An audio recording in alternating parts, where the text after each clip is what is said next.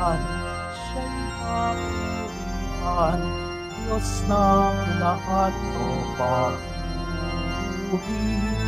Sa kaitaasan, siya'y papurihan, ngayon at magpakailanman.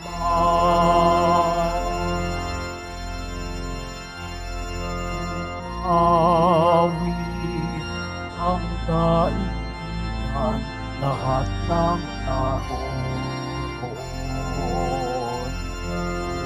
Awit ang sangkatauhan, purihin ang Panginoon. Papuri sa kaitaasan, siya'y papurihan, Diyos ng lahat o papuri. Sa kaitaasan, siya'y papurihan, ngayon at magpakailanman.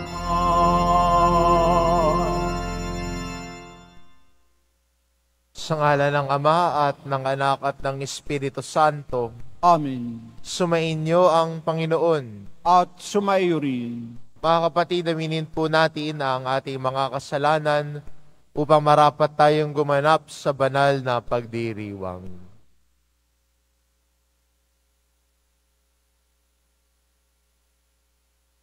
Inaamin ko Sa makapangyarihang Diyos at sa inyo mga kapatid, na lubha akong nagkasala sa isip, sa salita, sa gawa, at sa aking pagkukulang.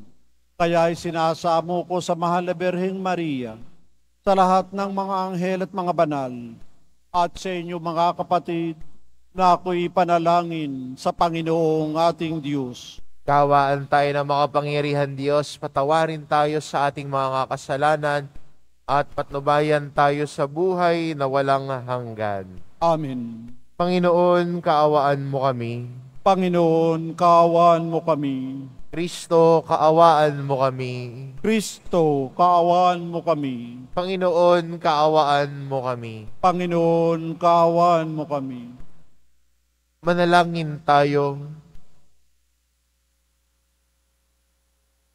Ama naming makapangyarihan, ibinigay sa iyong sambayanan si San Antonio bilang mahusay na tagapangaral at tagapanalangin para sa mga pangangailangan. Sa pagtulong niyang masundan namin ang ulirang pamumuhay, madama nawa namin ang iyong saklolo sa kagipitan sa pamamagitan ni Hesukristo kasama ng Espiritu Santo magpasawalang hanggan. Amen. Maupo po tayo. Pagbasa mula sa unang aklat ng mga hari.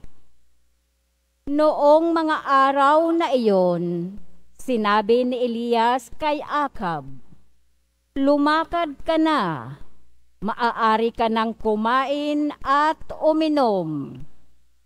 Naririnig ko na ang lagunos ng ulan." Samantalang si Akab ay kumakain at umiinom, umakyat si Elias sa taluktok ng Karmelo. Sumubsob sa lupa. Sinabi niya sa kanyang utusan, "Tumaas ka pa ng kaunti at tumanaw ka sa dagat." Umakyat nga ang utusan at tumanaw sa dagat. "Wala po akong makitang anuman," wika ng utusan. "Ulitin mong makapito," utos ni Elias. Sa ikapitong pagtanaw, napasigaw ang utusan. "May nakikita po akong gapalad na ulap na pumapailangang mula sa dagat." "Madali ka," sabi ni Elias. "Sabihin mo kay Akab na singkawan ang karwahe at lumusong kaagad. Baka siya'y hindi makaalis dahil sa ulan." Kapag dakay, nagdilim ang langit sa kapal ng ulap at biglang bumuhos ang malakas na ulan. Sumakay si Akab sa karwahe at nagmamadaling nagtungo sa Israel. Kinasihan si Elias ng kapangyarihan ng Panginoon. Inililinis niya ang damit at tumakbo sa unahan ng karwahe ng hari hanggang sa pagpasok sa Israel. Ang salita ng Diyos. Salamat sa Diyos. O Diyos, dapat kang awitan, sa Siyon ay papurihan. O Diyos, dapat kang awitan, sa Siyon ay papurihan. Umuulan sa lupain, ganito mo kinakalinga.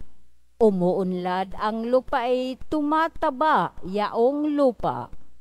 Patuloy na umaagos ang bigay mong mga batis. Sa halamang nasa lupa ay ito ang dumidilig. Ganito ang ginawa mo na hindi mo ikinait. O Diyos, dapat kang awitan, sa Siyon ay papurihan. Sa binungkal na bukirin, ang ulan ay masagana. Ang bukirin ay matubig at palaging basang-basa. Sa banayad na pag-ulan ay lumambot yaong lupa. Kaya naman pati itanim ay malago at sariwa. O Diyos, dapat kang awitan, sa Siyon ay papurihan. Nag-aani ng marami sa tulong mong ginagawa. At saan man magpunta kay masaganang masagana. Ang pastulay punong-puno ng matabang mga kawan. Naghahari yaong galak sa lahat ng kaburulan. O Diyos, dapat kang awitan, sa Siyon ay papurihan. Tumayo po tayo.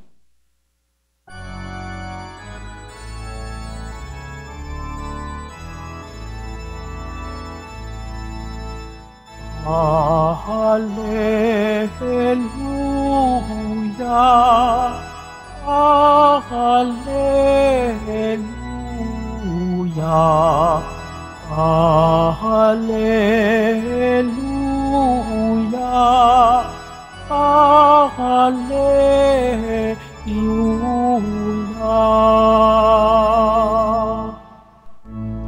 Bagong utos ni Kristo,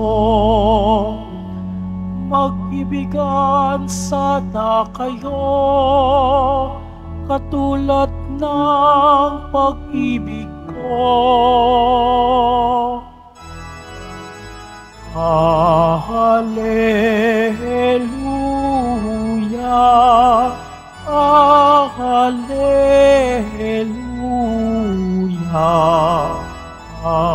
Hallelujah,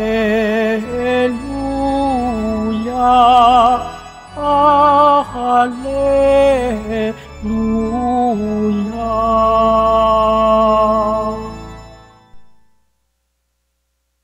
Sumainyo ang Panginoon. At sumayo rin Ang mabuting balita ng Panginoon ayon kay San Mateo. papuri sa iyo, Panginoon. Nung panahong iyon sinabi ni Jesus sa kanyang mga alagad, "Sinasabi ko sa inyo, kung ang pagsunod ninyo sa kalooban ng Diyos ay tulad lamang ng pagsunod ng mga iskriba at mga pariseyo, hindi kayo makapapasok sa kaharian ng Diyos. Narinig ninyo na noong unay iniutos sa mga tao, huwag kang papatay. Ang sinumang makamatay ay mananagot sa hukuman. Ngunit ngayon sinasabi ko sa inyo, ang mapuot sa kanyang kapatid ay mananagot sa hukuman. Ang humamak sa kanyang kapatid ay mananagot sa Sanhedrin. At sino mang magsabi sa kanyang kapatid, ulol ka, ay mapapasa apoy ng impyerno. Kaya't kung naghahandog ka sa Diyos at maaalala mo na may sama ng loob sa iyo ang kapatid mo, iwan mo muna ang iyong handog sa harap ng dambana at makipagkasundo ka sa kanya, saka ka magbalik at maghandog sa Diyos. Kung may magsakdal laban sa iyo sa hukuman, makipag-ayos ka sa kanya habang may panahon, bago kanya iharap sa hukom. At kung hindi, ibibigay kanya sa hukom, na magbibigay naman sa iyo sa tanod, at ikaw ay mabibilanggo. Sinasabi ko sa inyo, hindi ka makalalabas doon hanggat hindi mo nababayaran ang kahuli-hulihang kusing. Ang mabuting balita ng Panginoon. Pinupuri ka namin, Panginoong Heso Kristo. Maupo po tayo. Ngayon po ay pinagdiriwang po natin ang kapistahan ni San Antonio ng Padua o ng Padova. Karamihan po kilala natin si San Antonio, no, na pinagdadasalan pag may nawawalang bagay. Yun ho agad ang naiisip. Nawawala ho yung susi, no, dadasal kay San Antonio. Pero paano ba nagsimula na tayo ay namimintuo sa kanya pag may nawawalang bagay? Yan ang magandang tanong. Paano ba nagsimula yun? Sa kanyang buhay, isang araw daw nawawala yung libro niya. At yung libro daw ho na yun ay may mga notes daw niya sa kanyang pagdarasal at sa kanyang pag-aaral. At siyempre ho, nung panahon naman nila San Antonio, hindi ho ganun kadami ang mga libro. Hindi pa uuso ang printing press. Pag magsasalin ka ng libro, handwritten, sinusulat ho para dumami yung kopya. Kaya para sa kanya mahalaga yung librong yon. At isang araw nagdasal siya na sana makita niya yung libro niya dahil alam niya yung libro na mahalaga sa kanya may kumuha. May kasamahan siyang kumuha ng libro niya. At nagdasal siya na sana maibalik na yung libro niya na nawawala. Kinabukasan, yung isa niyang kasama, binalik ko yung libro at nag-sorry sa kanya. Doon nagsimula yung ating pamimintuho kay San Antonio kapag may nawawalang bagay. Pero sana hindi lang natin makita si San Antonio pag may nawawalang bagay lamang. Si San Antonio ay namuhay ng mahusay na Kristiyano. Siya ay naging mabuting tagapagpahayag ng mabuting balita. Sa totoo nga ho niyan, marami hong nakikinig sa kanya. At sa husay niya magsalita at magbahagi ng mabuting balita, ang mga simbahan daw ay punong-puno hanggang labas para lang makinig sa kanya. Kaya ho, nung ako'y nabigyan ng pagkakataon, no, pumunta po ako sa may Padova, kung saan po nakalibing si San Antonio.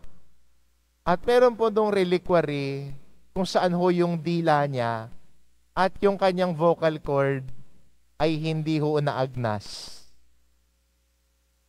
Dahil binayayaan siya ng Diyos ng talento na ipahayag at maging mabuting tagapagpahayag ng mabuting balita niya. Sa katunayan, nabigyan din siya ng pagkakataon na siya ay magpahayag sa harapan ng Santo Papa. Ganun ho kagaling at kahusay si San Antonio. Hindi lang po sa paghanap na nawawala mong susi,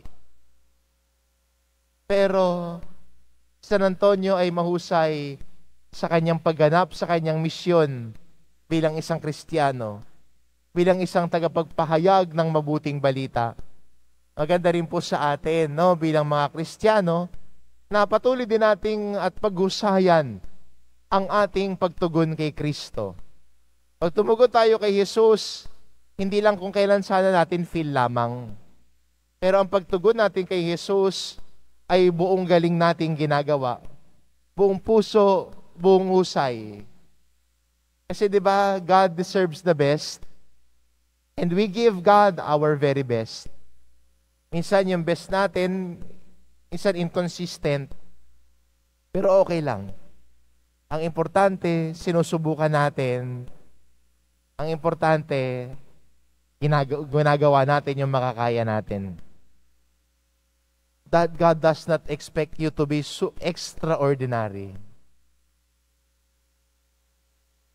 God doesn't expect you to be special. Because you are already special in His eyes. Special ka na sa mata ng Diyos.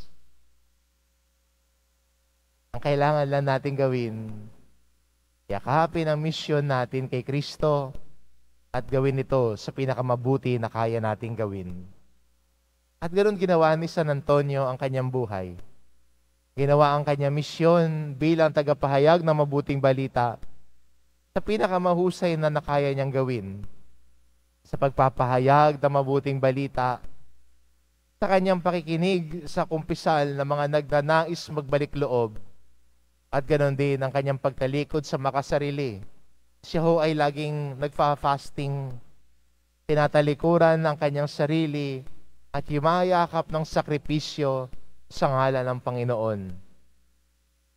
Maganda matutunan natin kay San Antonio ito bilang pagsabuhay natin at patingin natin sa mga santo bilang mga modelo natin sa ating pananampalataya.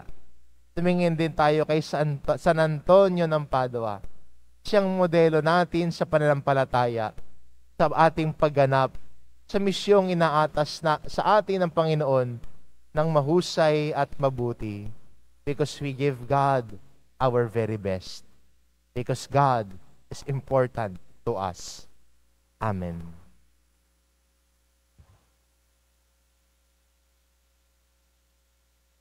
Tumayo po tayo.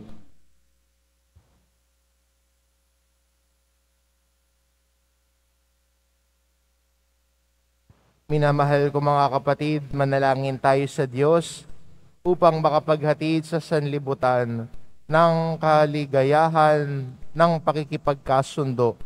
Tayo mga nakaranas ng kanyang pagpapatawad. Ang ating itugon, Ama, gawin mo kaming daluyan ng iyong kapayapaan. Ama, gawin mo kaming daluyan ng iyong kapayapaan. Ang simbahan, naway maging tunay na sakramento sa sandaigdigan sa pamamagitan ng pakikipagkasundo. Manalangin tayo.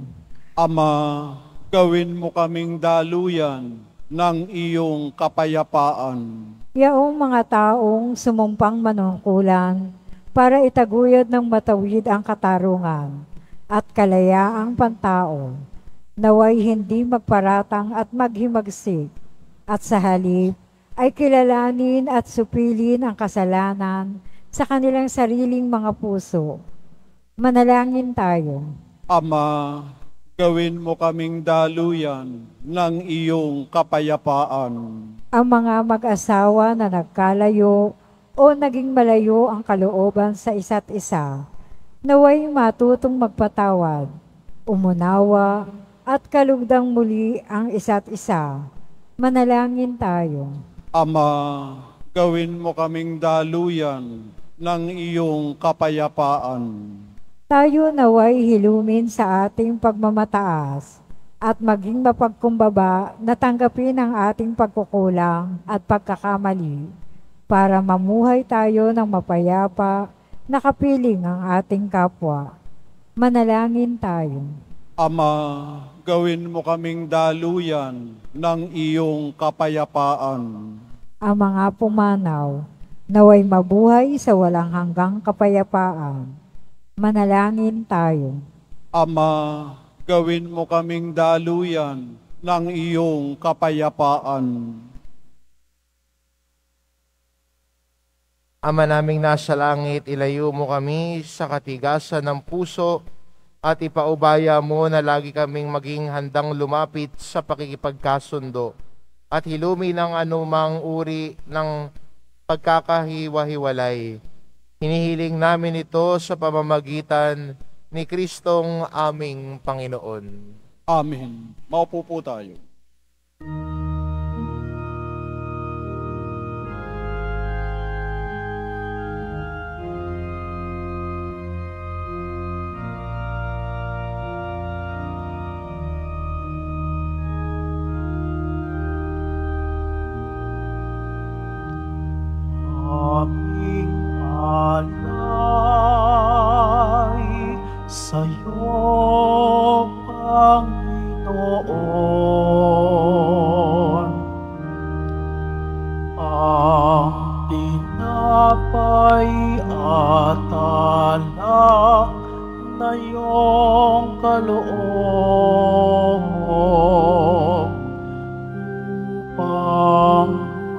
kitain ang iyong buhay na inialay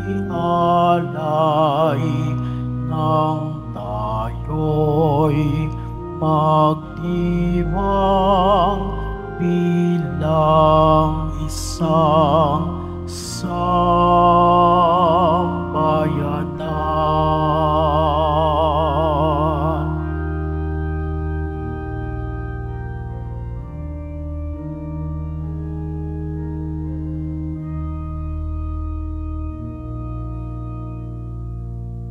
Tumayo po tayo.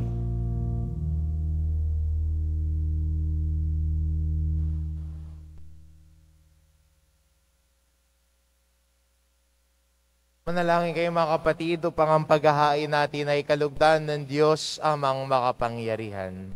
Tanggapin nawa ng Panginoon itong paghahain sa iyong mga kamay, sa kapurihan niya at karangalan, sa ating kapakinabangan at sa buong sambayan na niyang banal. Ama naming lumikha, kaming mga gumaganap sa paghahaing ito, ay puspusin nawa ng kaloob ng Espiritu Santo na kaliwanagan ng pananampalatayang lubusang sumikat kay San Antonio para sa kadakilaan mo at mahayag sa pamamagitan ni Hesukristo kasama ng Espiritu Santo magpasawalang hanggan. Amen. Sumainyo ang Panginoon. At sumaiyo rin, Itaas sa Diyos ang inyong puso at diwa. itinaas na namin sa Panginoon. Pasalamatan natin ang Panginoong ating Diyos. Marapat na siya ay pasalamatan. Ama naming makapangyarihan, tunay ngang marapat na ikaw ay aming pasalamatan sa pamamagitan ni Hesukristo na aming Panginoon. Ngayong si San Antonio ay pinararangalan sa pamumuhay niyang totoong uliran at pagiging maaasahan sa panunungkulan. Kaya't si Hesukristo na maaasahan sa katapatan ay inihayag sa pangangasiwa sa sambayanan. Ang malasakit na mga ulirang tagapangasiwa noon ay nagpapatuloy magpahanggang ngayon sa mga panalangin kanilang iniuukol. Kaisa ng sambayanan mong dito'y nagtitipon. Kaya kaisa ng mga anghel na nagsisiawit ng papuri sa iyo, nang walang humpay sa kalangitan, kami nagbubunyi sa iyong kadakilaan. Santo, Santo, Santo, Panginoong Diyos ng mga hukbo, napupuno ang langit at lupa ng kadakilaan mo, o sana sa kaitaasan.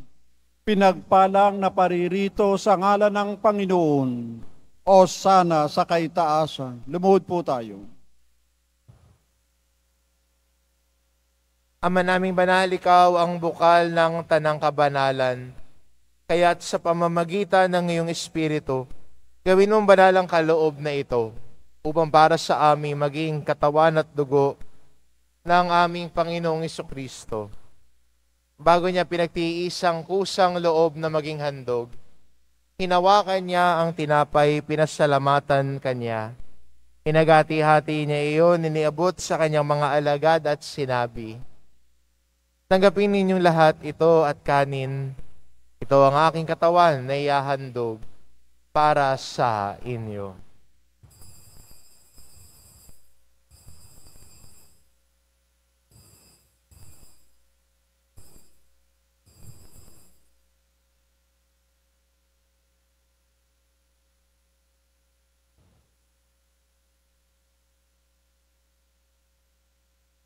Gayon din naman na matapos ang hapunan, hinawakan niya ang kalis. Muli kanyang pinasalamatan. Iniabot niya ang kalis sa kanyang mga alagad at sinabi, tanggapin ninyong lahat ito at inumin ito ang kalis ng aking dugo, ng bago at walang hanggang tipan. Ang aking dugo na ibubuhos para sa inyo at para sa lahat, sa ikapagpapatawad ng mga kasalanan. Gawin ninyo ito sa pag-alala sa akin.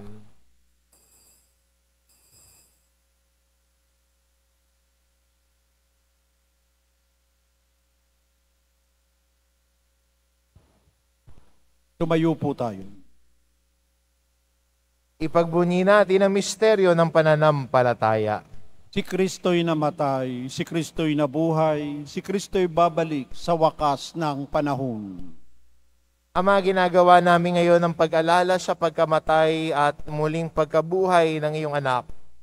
Kaya tinaalay namin sa iyo ang tinapay na nagbibigay buhay at ang kalis na nagkakaloob ng kaligtasan. Kami nagpapasalamat dahil kami iyong minarapat na tumayo sa harap mo para maglingkod sa iyo. Isinasamo namin kaming magsasalo-salo sa katawan at dugo ni Kristo ay mabuklod sa pagkakaisa sa pamamagitan ng Espiritu Santo. Ama, lingapin mo ang iyong simbahang laganap sa buong daigdig.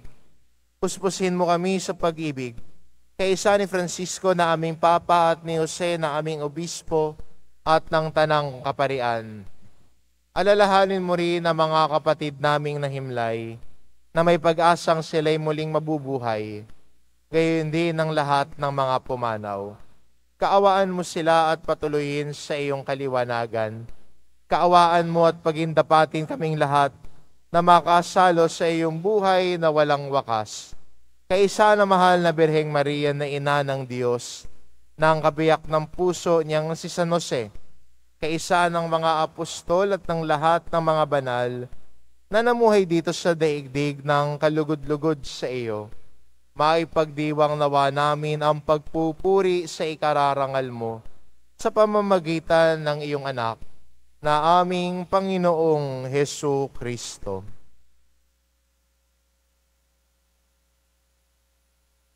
Sa pamamagitan ni Kristo, kasama niya at sa Kanya, ang lahat ng parangal at papuri ay sa iyo, Diyos amang makapangyarihan, kasama ng Espiritu Santo, magpa sa walang hanggan. Amen. Sa tagubilin ng mga nakagagaling na utos at turo ni Jesus na Panginoon natin at Diyos, ipahayag po natin ng lakas loob. Ama namin, sumasalangit ka, sambahin ang ngalan mo. Mapasa amin ang kaharian mo. Sundin ang loob mo dito sa lupa para nan sa langit. Bigyan mo kami ngayon ng aming kakanin sa araw-araw at patawarin mo kami sa aming mga sala para ng pagpapatawad namin sa nagkakasala sa amin. At huwag mo kaming ipahintulot sa tukso at iadya mo kami sa lahat ng masama. Hinihiling namin kami adya sa lahat na masama, pagkalooban ng kapayapaan araw-araw iligtas sa kasalanan at ilayo sa lahat ng kapahamakan. Samantalang aming pinananabikan ang dakilang araw ng pagpapahayag ng tagapagligtas naming si Yesu Kristo. Sapagkat iyo ang kaharian at ang kapangyarihan at ang kapurihan, magpakailanman. Amen. Panginoong Jesucristo, sinabi mo sa iyong mga apostol, kapayapaan ang iniiwan ko sa inyo, ang aking kapayapaan ang ibinibigay ko sa inyo. Tunghayan mo ang aming pananampalataya at huwag ang aming pagkakasala. Pagkalooban mo kami ng kapayapaan at pagkakaisa, ayon sa iyong kalooban, kasama ng Espiritu Santo, magpa sa walang hanggan. Amen. Ang kapayapaan ng Panginoon ay laging sumainyo. At sumaiyo rin. Magbigayan kayo ng kapayapaan sa isa't isa.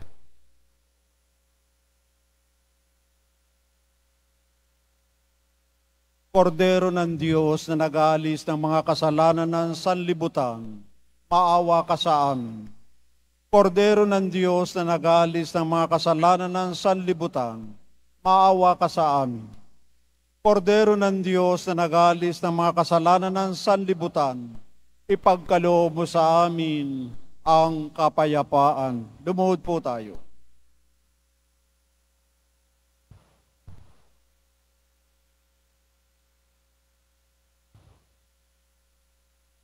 Ito ang kordero ng Diyos, ito nag-aalis ng kasalanan ng sanlibutan.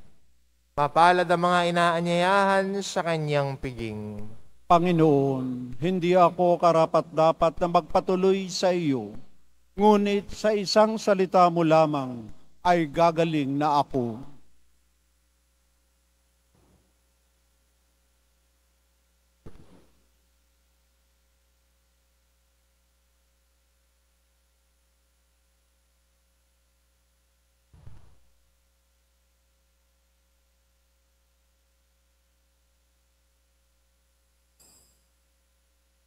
para sa lahat ng tatanggap ng banal na komunyon.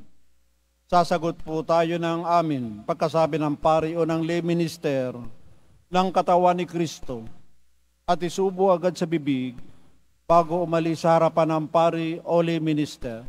Sumunod po tayo.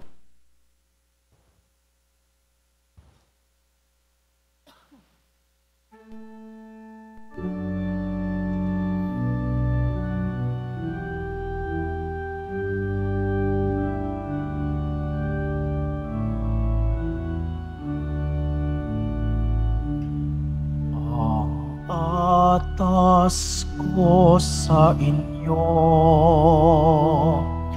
mga kaibigan ko, ay magmahalan kayo tulad ng pagmamahal ko sa inyo. May higit pa kayang dakila sa pag-ibig na laang ialay ang buhay alang-alang sa kaibigan. Kayo ay kaibigan ko kung matutupad ninyo ang iniaatas ko.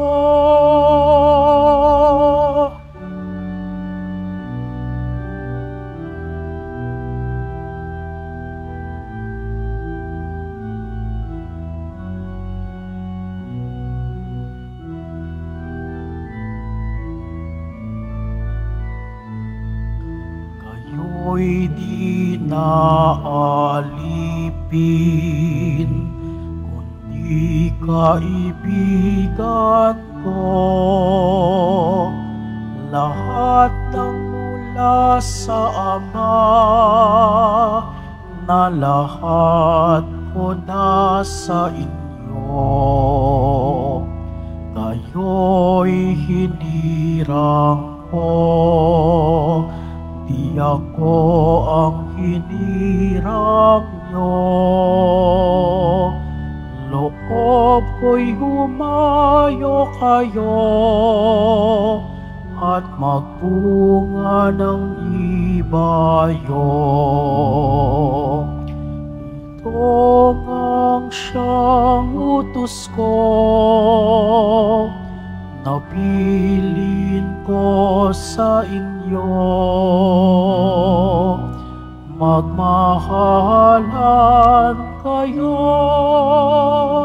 magmahalan kayo.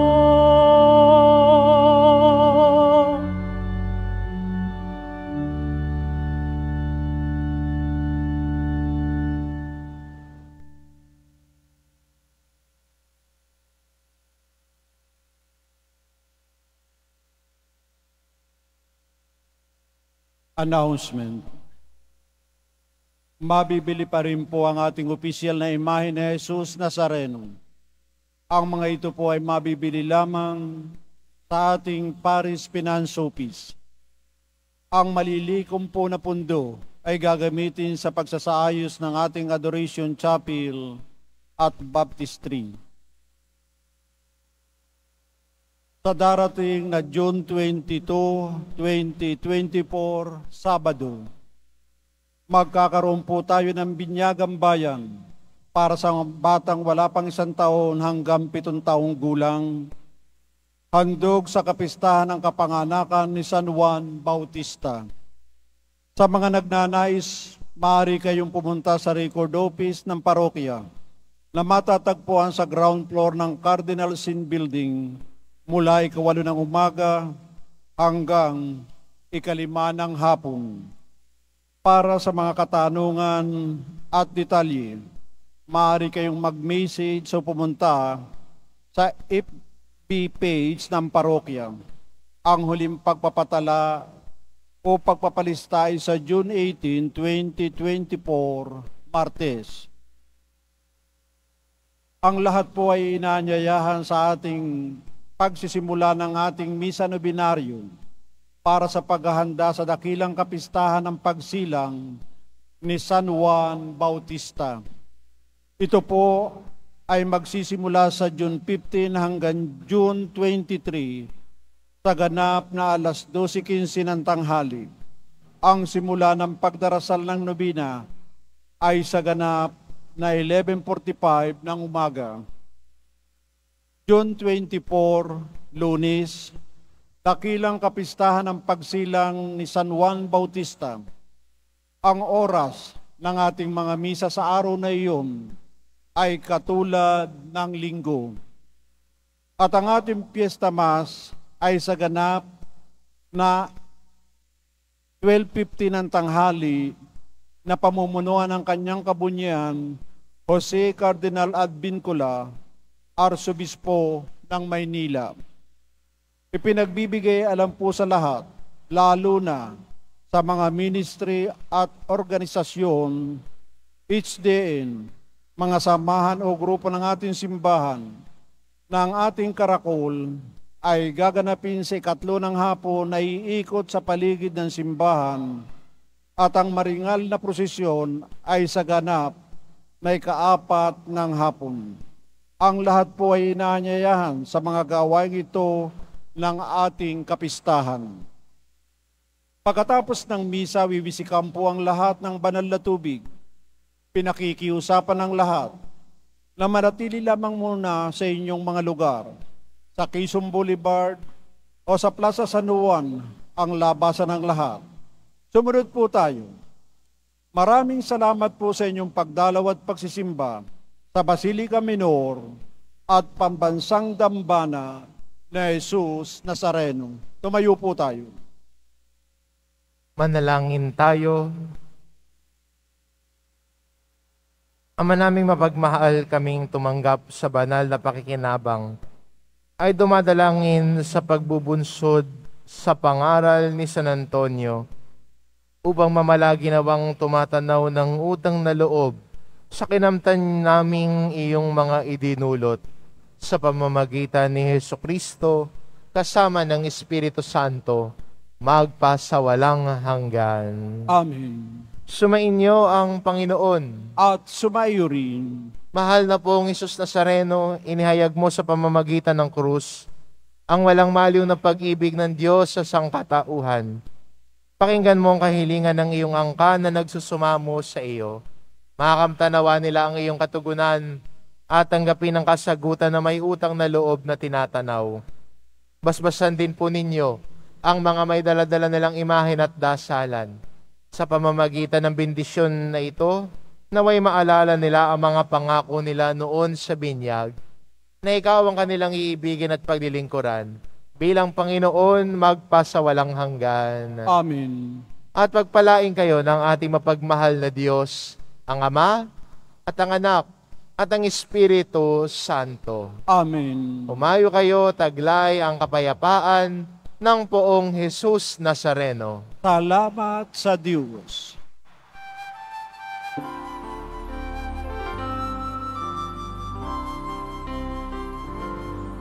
Cristo Padre Jesus Nazareno, sinasamba ka namin. Pinipintuho ka namin. Aral mo ang aming buhay at kaligtasan. Nuestro Padre Jesus Nazareno, iligtas mo kami sa kasalanan. Ang krus mong hinamatayan ay sagisag ng aming kaligtasan. Nuestro Padre Jesus Nazareno, dinarangal ka namin. Nuestro Padre Jesus Nazareno, niluluwalhati ka namin. Nuestro Padre Jesus Nazareno, dinarangal ka namin. Nuestro Padre Jesus Nazareno, niluluwalhati ka namin.